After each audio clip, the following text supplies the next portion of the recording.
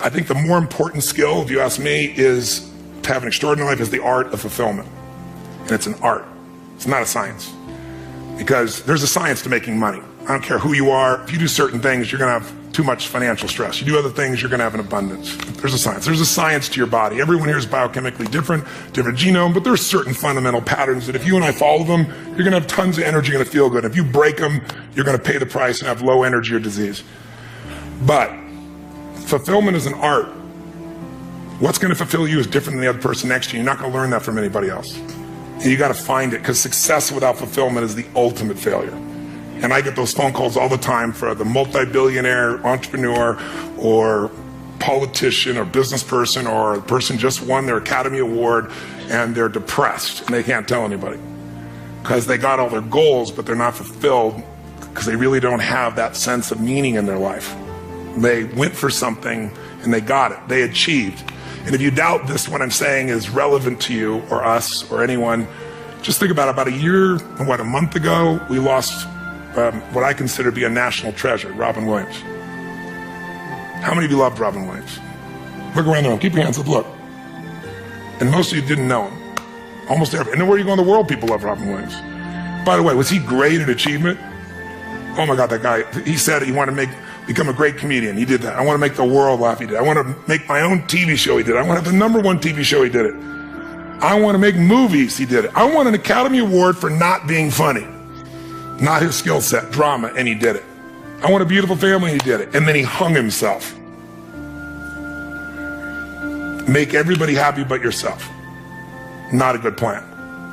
So if I had a gift to give you, it would be maybe make a different decision. And the decision is that no matter what happens in your life, you're going to live in a beautiful state.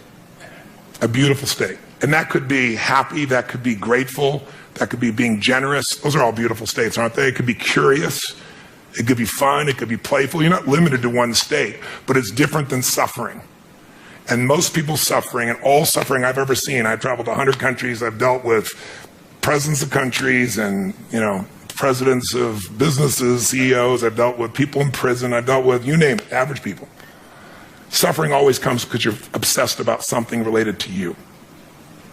You can only be depressed if you're focusing on yourself. You say, no, I'm depressed because it's my kids and they're not doing well. No, you're depressed because you feel you failed your kids. It's about you. It's about how you think what you should have done or shouldn't have done, or what someone did to you or didn't do to you in the past or the future, which don't even exist. So I have a simple goal. My goal is help people make a decision that says, I don't know what's going to happen. You might get a divorce, even though you don't think so. You might find a member of your family with cancer.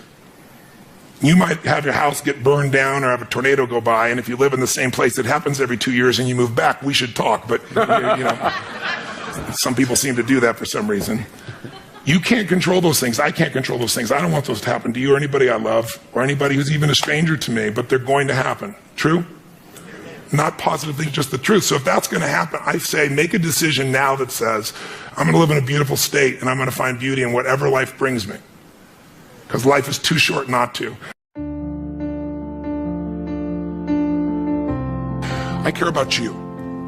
The fact that you're not happy has nothing to do with what you have or don't have.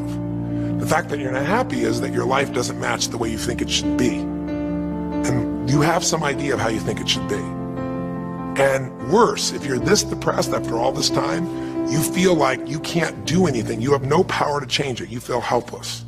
What's an area of your life you really feel happy about? And I want you to think about it for a moment, truthfully. What's an area in your life today that if you wanted to be happy about it, you really could feel proud about it? You could feel like it's an area you're doing darn well in. And if you're really hard on yourself, there's still an area. What's an area? I want you to think of it right now. And I want you to think of that area, whether it's your body or your finances or your career or your intimate relationship or your relationship with your kids or your relationship with your creator, whatever it is.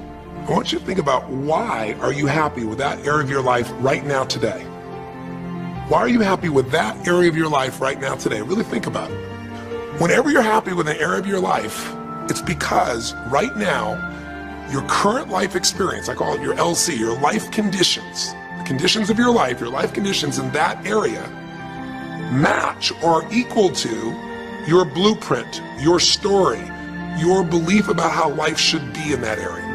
when your life conditions, the way you're living your life today, does not match, it doesn't equal your blueprint, your story of how it's supposed to be, then you're going to have disappointment, frustration, or pain. If your life is way different than the way you think it's supposed to be, you can have enormous pain. If it's a little different, you might feel stressed. When your life conditions don't match your blueprint, you're going to have pain. But here's when you suffer. Well, who here has been through the dark night of the soul? Who's been here in a situation where you feel like life isn't worth living? Or we feel like a pain that just will never go away? We have an identity. We have a story of how we're supposed to be. And if life somehow gets in the way of that story, we feel pain. But if we feel we have no control, that's when we go into suffering. See, it's one thing to say my life doesn't match my blueprint, I gotta lose weight. That might stress you out. Or my life doesn't match my blueprint, I'm not in a relationship, I gotta get in one. That might motivate you even. You might not like it, but you're gonna find a way to get in one. Or my career doesn't match how it should be, you could change it. But when you start believing that your life doesn't match your blueprint and you have no control to change it, you're helpless, that's when people suffer. And so this week, for your breakthrough, it's a chance for you to start to take a look at your blueprint anywhere you're really having pain. Hey, look, if you're doing great in some area of your life, celebrate it, of course, and I'm sure there are many areas you are. But life is really a series of growth spurts. I mean, two things in life make you feel alive: growing and giving. Because here's your choice. Watch this now. If you're suffering, if you're in pain, your life doesn't match how you think it should be, and you think you're helpless to change it, now you have only three choices. Choice one, blame something. These are your three choices. When life doesn't match how you think it should be, blame something. An event, someone else, or yourself. As we talked about earlier in this series, blame games just destroy you. There's no progress when you blame. For the moment you feel okay, but nothing changes. What are your real choices? You only have two choices in life. If life doesn't match your blueprint, you either have to change your life. That is, you gotta say, you know what, my body isn't there, I'm gonna go work out. My relationship isn't there, I'm gonna change it. You know, I'm not making what I gotta make, I'm gonna retool, I'm gonna get a new skill, I'm gonna go back to school, I'm gonna start a business, I'm gonna do something. You have to do something to change your life. Or, in order for you to be happy, if you can't change your life, you're gonna have to change your blueprint. Usually in life, it requires a little bit of each. Does that make sense? And if you change your life and change your blueprint, you can have an extraordinary life. Because all of us are going to have times in our life when what we want or think life should be like isn't going to match how life really is. Those moments, if we blame, our life goes into pain. If we change, we can change our life and match our blueprint. But we have to also know when it's not within our control. And that's how we're able to make a shift and change what our story is for our life, what our expectations are, not by lowering them, but by changing what that model really is. Because your blueprint is just a projection of what you think you need to be happy. But as human beings, we're notoriously ineffective at knowing what's going to make us happy. So much that we think we're going to make us happy, we get there and we go, is this all there is? So many things that we think are going to make us miserable and we can never deal with, we go through it and we can handle it. We're not good at projecting these things. Once you fulfill your blueprint regularly, once you figure out how to do what you always dreamed of, you always dreamed to live a certain way, and now you're living that way, living that way, living that way every day. Well, the human nervous system, the human spirit needs to grow. So pretty soon you'll get bored with that and you'll come up with a new blueprint. That's part of life that's exciting. See, if you and I from this day forward are going to be happy, just remember what we've said. It takes two things: grow and give.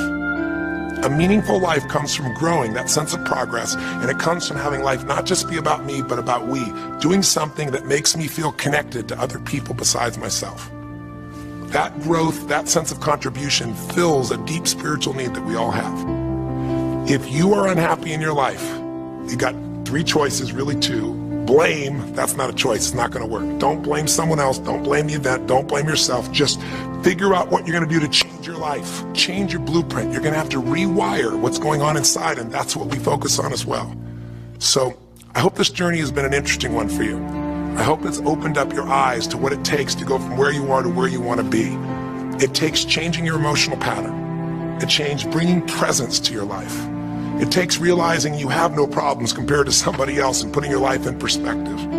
It takes the ability to deal with those extreme stresses that happen in your life by questioning your limiting beliefs. It takes for you to be able to figure out how to deal with crisis and how to turn it around. It takes facing your fear. It takes pushing yourself through what used to stop you. It takes putting yourself in a position where you connect to what's more important than just yourself, what you value than just yourself. And it takes, I think in this case also, the ability to realize that no matter what happens to you, you're more than that moment.